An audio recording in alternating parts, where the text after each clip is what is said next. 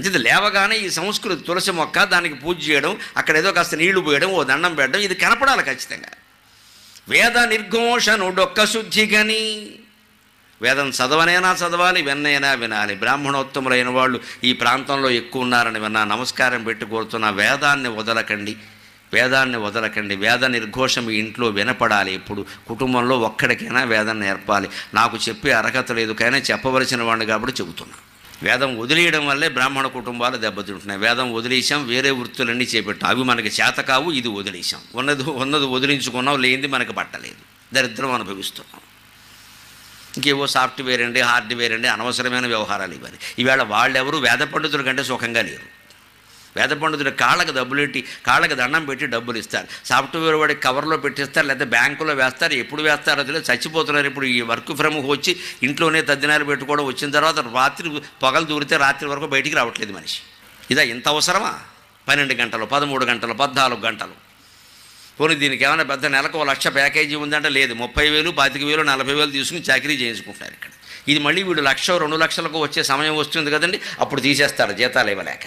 బాగా చేస్తేనేమో ప్యాకేజీ పంచాలి కాబట్టి తీసేస్తారు, బాగా చేయకపోతే చేయలేదు కాబట్టి తీసేస్తారు. అదే వేదము శాస్త్రం నేర్చుకుని దాని మీద ఆధారపడి వచ్చిన దాంతోనే బతకగలిగితే ఎవడూ మన తీసేవాళ్ళు లేడండి. వేదమాత కాపాడి తీరుతుంది.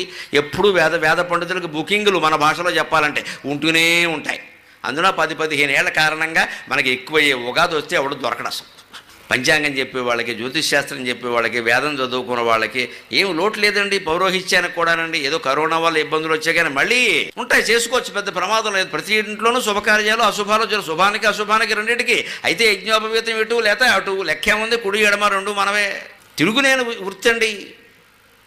కానీ ఈవేళ ఒక వ్యామోహం, ఇంగ్లీష్ వ్యామోహం ఆవరించడం వల్ల బ్రాహ్మణుల కుటుంబాల్లో కూడా మేము సాఫ్ట్వేర్ అయితే పిల్లనిస్తాం, నెలకు 25,000 జీతమైనా సరే, 50,000 జీతం ఉన్నా సరే పురోహితుడికి, అర్చకుడికి పిల్లనిచ్చేవాళ్ళు లేరు. ఈవేళ చాలా యాతన పడుతున్నారు వాళ్ళు. ఉన్నవాళ్ళు పిల్లనివ్వరు, వేరే వాళ్ళని చేసుకుంటే వంకమర వాడు బతకాలా చావాలా?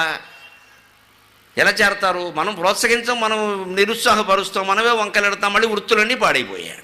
అంచేత వేద నిర్ఘోష ఏ ఇంటి అరుగు మీద వినపడుతుందో ఆ ప్రాంతం అంతా కనీసం ఒక శాస్త్రం లెక్కల్లో చెప్పాలంటే 10-15 మైళ్ళ వరకు ఏ వ్యాధులు ఉండవండి. వేదం వినపడితే ఆ స్వరం కారణంగా 10-15 మైళ్ళ చుట్టుపక్కల ఏ వ్యాధులు ఉండవండి. శారీరక మానసిక వ్యాధులన్నీ నశిస్తాయి. వేదపారాయణ అంత మహిమాన్వితమైంది.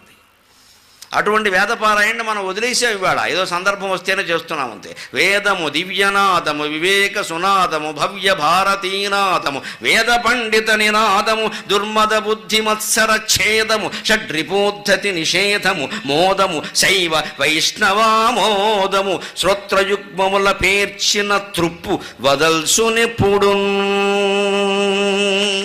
తులసి పూజతో జీవితం ప్రారంభం కావాలి స్నానం తర్వాత. అది భారతీయ సంప్రదాయం.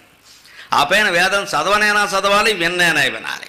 అంటే మన ఇంటి చుట్టుపక్కల బ్రాహ్మణులు ఉండేలా చూసుకోవాలి. బ్రాహ్మణులు లేకపోతే ఆ ఊరు వదిలేమని చెప్పారు. అప్పిచ్చువాడు వైద్యుడు ఎప్పుడు ఎడతెగకపోరు, ఏరును ద్విజుడును చొప్పొడిన ఊర నుండుము, చొప్పొడకున్నట్టు ఊరు చొరకము సుమతి అన్నాడు.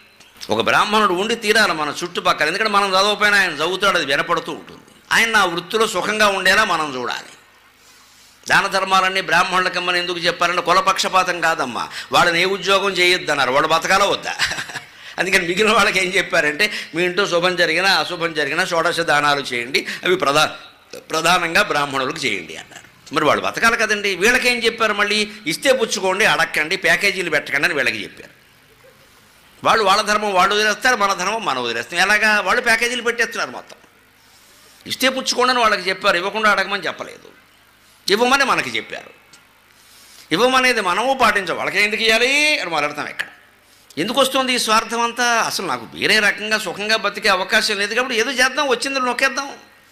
అంటే ధర్మం ఎక్కడ తప్పుతుంది? ముందు మనం తప్పుతున్నాం, తర్వాత లోకమంతా తప్పుతుంది. లోకం తప్పినా సరే నేను తప్పను, ఏమైనా సరే అని హరిశ్చంద్రులాగా పట్టేట్టు కూర్చోవడమే. ఏం వస్తుంది? మహా అయితే మృత్యు వస్తుంది. ఆ మృత్యు ఎలాగో వస్తుంది, పేరు మిగిలిపోతుంది. అలాగా వేద నిర్ఘోషను డొక్కశుద్ధిగా గోవుల సేవలు చేసి ఇవాళ గోప్రపంచం గురించి బాగా ప్రచారం అవుతుంది. చాలా సంతోషించాల్సిన విషయం.